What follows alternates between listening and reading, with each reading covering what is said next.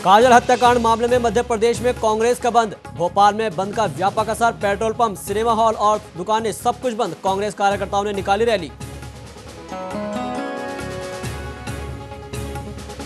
छत्तीसगढ़ के दुर्ग में वेप नेता आचार्य धर्मेंद्र ने दिए कई विवादास्पद बयान। गृह मंत्री को भगोड़ा और कायर कहा, नेताओं को बताया नालायक। गडकरी और संघ को भी लिया आड़े हाथों। रतलाम के कांडरवास सरकारी स्कूल में छात्रों ने स्कूल पर जड़ा ताला। शिक्षकों को हटाने की मांग को लेकर जमकर मचाया हंगामा। शिक्षक पर महीने गायब रहने और नशे में स्कूल आने का आरोप। राजस्थान में बदली बीजेपी की फिजा। हजारों समर्थकों के बीच दिल्ली से जयपुर तक वसुंधरा राजे ने दिखाई ताकत।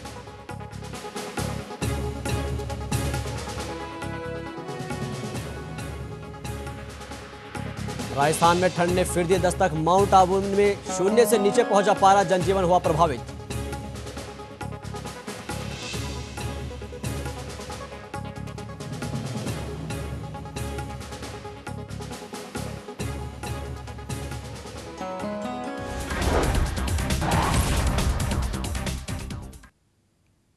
नमस्कार, आप देख रहे हैं खबर भारती। आपके साथ मैं हूं शाहबाज। देश, दुनिया, बिजनेस, खेल और मनोरंजन जगत की 50 बड़ी खबरें एक ही जगह, वो भी सिर्फ 25 मिनट में।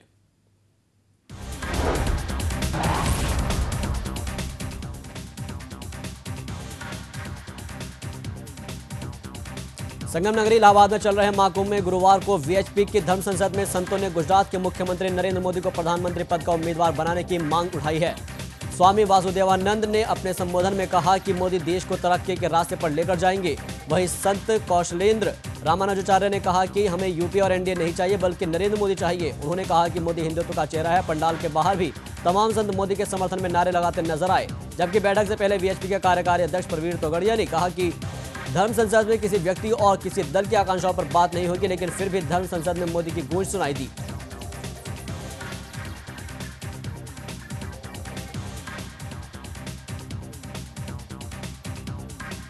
महाकुंभ में गुरुवार को हुए वीएचपी की धर्म संसद में आरएसएस प्रमुख मोहन भागवत ने इशारों ही इशारों में मोदी को प्रधानमंत्री पद का उम्मीदवार बनाने की मांग का समर्थन किया है।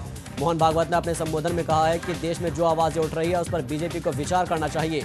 भागवत ने कहा कि वर्तमान राजनीतिक परिस्थितियों को देखकर किसको आगे करना है, इसका फैसला बीजेपी को करना है और ये उनका कर्तव्य और अधिकार है। और अगर उनका फैसला गलत हुआ तो उसका फल भी उन्हें भुगतने को देना चाहिए।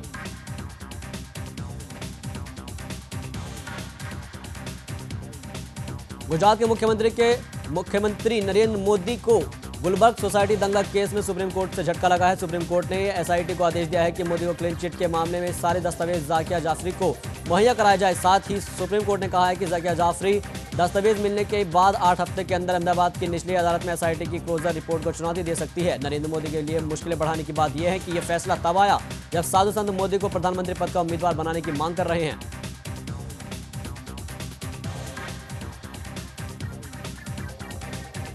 भड़काऊ भाषण मामले में वीएचपी के नेता प्रवीण तोगड़िया पर केस दर्ज हो गया है। तोगड़िया पर एक महाराष्ट्र के नांदेड़ में एक सभा के दौरान भड़काऊ भाषण देने का आरोप लगा है। तोगड़िया के खिलाफ आईपीसी की धारा 295 और 505 के तहत केस दर्ज किया गया है। गृह मंत्रालय ने पृथ्वीराज चौहान सरकार को निर्देश दिए हैं कि इस बात की जांच करेगी क्या तोगड़िया ने समुदाय विशेष के खिलाफ भड़काऊ भाषण दिया है। सूत्रों के मुताबिक गृह मंत्रालय की मंशा साफ है, अगर फॉरेंसिक सबूतों के आधार सही पाए जाते हैं तो तोगड़िया के खिलाफ तुरंत कार्रवाई की जाएगी।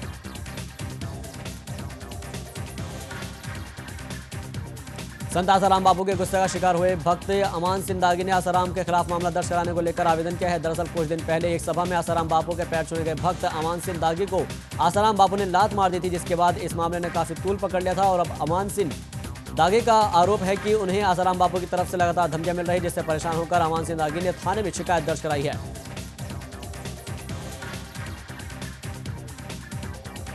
छत्तीसगढ़ के बेमेतरा में एक धार्मिक कार्यक्रम में शिरकत करने पहुंचे विश्व हिंदू परिषद के अंतर्राष्ट्रीय महामंत्री धर्मगुरु आचार्य धर्मेंद्र ने एक साथ कई विवादित बयान दिए हैं। उन्होंने सत्ताधारियों पर निशाना साधते हुए कहा है कि आज सत्ता में साफ सुथरे नहीं बल्कि नालायक लोग पहुंच रहे हैं। वहीं आचार्य धर्मेंद्र ने कहा कि गृह मंत्री सुशील कुमार शिंदे को कायर और भगोड़ा मंत्री बताया है। उन्होंने बीजेपी को आड़े हाथों लेते हुए कहा कि राम जन्मभूमि बीजेपी के लिए कोई मुद्दा नहीं है बल्कि एक लक्ष्य होना चाहिए। आचार्य धर्मेंद्र ने नितिन गडकरी के साथ ही आरएसएस पर भी निशाना साधा। उन्होंने कहा कि नितिन गडकरी को राजनीति ही नहीं आती और संघ है क्या उसे दोबारा अध्यक्ष बनाने में लगी हुई है। इसके साथ ही उन्होंने छत्तीसगढ़ सबसे बड़ा शराबी राज्य बताया।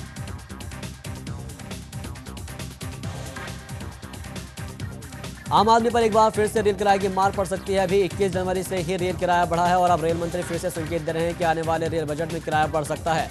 गुरुवार को छत्तीसगढ़ और गुजरात में नए रेल प्रोजेक्ट्स को कैबिनेट की मंजूरी का ऐलान करने के लिए रेल मंत्री पवन कुमार बंसल मीडिया से मुखातिब हुए। मंत्री जी से जब पूछा गया कि क्या इस बार रेल बजट में किराया फिर से बढ़ाने वाला है तो उन्होंने साफ शब्दों में कहा कि नई ट्रेनों और नई लाइनों के लिए पैसा चाहिए। रेल मंत्री ने कहा कि हाल ही में किराया से बढ़ोतरी से 6600 करोड़ तक की कमाई की उम्मीद है और लेकिन डीजल महंगा होने से रेलवे का खर्चा 3300 करोड़ बढ़ गया है।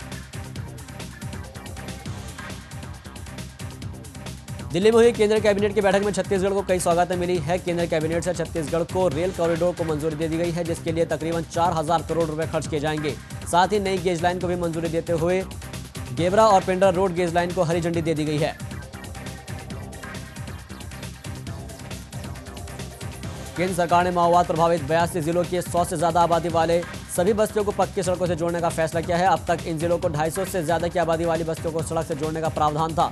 गुरुवार को हुई केंद्र कैबिनेट की बैठक में सरकार ने बेहद कम आबादी वाली आदिवासी बस्तियों को भी प्रधानमंत्री ग्रामीण सड़क योजना में लाने का फैसला किया है। सरकार माओवाद प्रभावित जिलों को ऐसी पक्की सड़कों से जोड़ने को प्राथमिकता दे रही है जिससे हर मौसम में आवाजाही बनी रहे।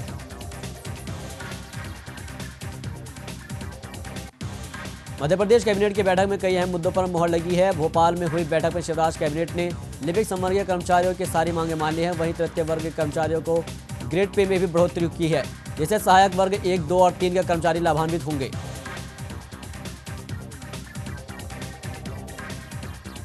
रायसेन पहुंची लोकसभा में नेता प्रतिपक्ष और विदिशा से सांसद सुषमा स्वराज ने मध्य प्रदेश सरकार को फटकार लगाई है। सुषमा स्वराज ने कहा है कि उन्होंने अपनी सांसद निधि से संजीवनी मोबाइल सेवा की शुरुआत की थी जिसका राज्य सरकार ठीक से इस्तेमाल नहीं कर पाई। सुषमा 108 सेवा का उद्घाटन करने शहर पहुंची थी।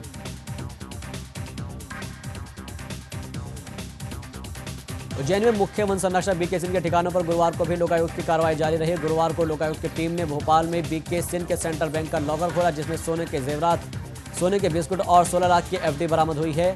अब बीके सिंह की काली कमाई 75 करोड़ रुपए पार पहुंच गई है।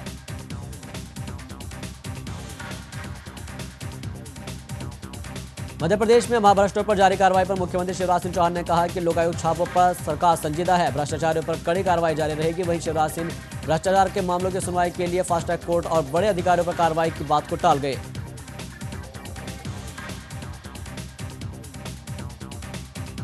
मध्य प्रदेश में पिछले साल गेहूं खरीदी में हुई भारी बवाल और अव्यवस्थाओं के चलते इस साल प्रदेश सरकार पहले से ही सचेत हो गई है। खाद्य एवं नागरिक आपूर्ति मंत्री पारस जैन ने गुरुवार को अपने निवास पर अधिकारियों की बैठक लेकर व्यवस्थाओं का जायजा लिया। उन्होंने बताया कि इस साल बारदाने की खरीदी के लिए राज्य सरकार ने केंद्र सरकार को एडवांस में ही 1000 करोड़ का भुगतान कर दिया है।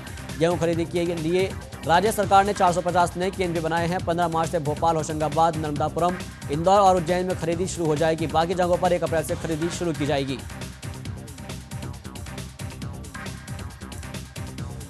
राजस्थान में बीजेपी के प्रदेश अध्यक्ष बनने के बाद गुरुवार को वसुंधरा राजे पहली बार राजस्थान पहुंची जहां पर पार्टी कार्यकर्ताओं ने जोर शोर से उनका स्वागत किया।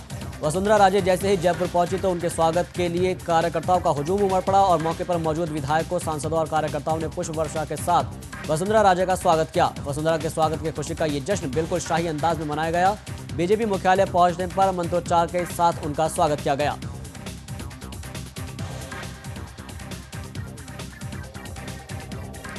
बीजेपी से निष्कासित विधायक हनुमान बेनीवाल ने राजस्थान बीजेपी के अध्यक्ष वसुंधरा राजे के 8 फरवरी के नागौर दौरे का विरोध किया है। वसुंधरा राजे वीर तेजा शिक्षण और शोध संस्थान के वार्षिकोत्सव में शिरकत करेगी। बेनीवाल ने इसका विरोध करते हुए टाउन हॉल में एक सभा का आयोजन किया है जिसमें शिक्षण संस्थान के कार्यक्रम में भाजपाईकरण करने का आरोप लगाया गया है। इससे पहले पार्टी विरोधी गतिविधियों के चलते हनुमान बेनीवाल को बीजेपी से निष्कासित कर दिया गया था।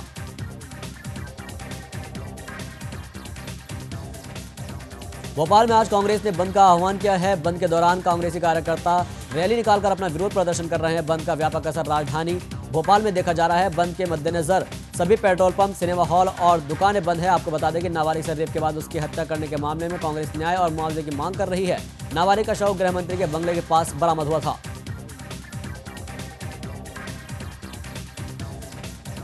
भिलाई में जनशताब्दी एक्सप्रेस हाईजैक मामले के बाद रेलवे प्रशासन अब सफाई देता नजर आ रहा है। डीआरएम ने कहा है कि दिन के समय जो भी ट्रेन चलती है उसमें सुरक्षाकर्मी नहीं रहते हैं, क्योंकि रेलवे के पास सुरक्षाकर्मियों की कमी है, जिसके चलते उन्होंने जेएम को भी एक पत्र लिखा था।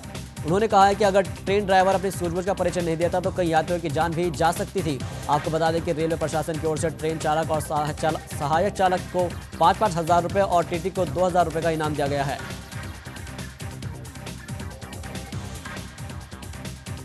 जनशताब्दी एक्सप्रेस हाईजैक मामले में पुलिस ने 3 आरोपियों को गिरफ्तार कर लिया है। हालांकि कैदी उपेंद्र सिंह समेत 6 आरोपी अभी भी फरार बताए जा रहे हैं। बताया भी जा रहा है कि तीनों आरोपी बिहार के हैं। दरअसल बुधवार को 8 बदमाशों ने फिल्मी अंदाज में ट्रेन को हाईजैक कर झारखंड के नामी बदमाश उपेंद्र सिंह को पुलिस के कब्जे से भगा दिया था। उपेंद्र को दुर्ग कोर्ट में पेशी के बाद बिलासपुर जेल ले जाया जा रहा था। वहीं पर इस पूरे मामले में दुर्ग एसपी भी पुलिस की लापरवाही की बात मान रहे हैं। फिलहाल पूरे मामले की जाँच जारी है।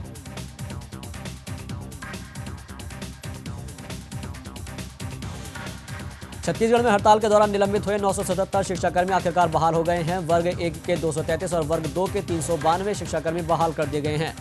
शिक्षा पंचायत संघर्ष समिति के पदाधिकारियों ने बताया कि शिक्षाकर्मी के बहाली के संबंध में मुख्यमंत्री डॉक्टर रमन सिंह के साथ बैठक कर विस्तृत चर्चा की गई है और अब हड़ताल में शामिल शिक्षकों को हड़ताल अवधि का वेतन स्वीकृत करने के लिए आवेदन अपने विकासखंड कार्यालय में जमा करना होगा।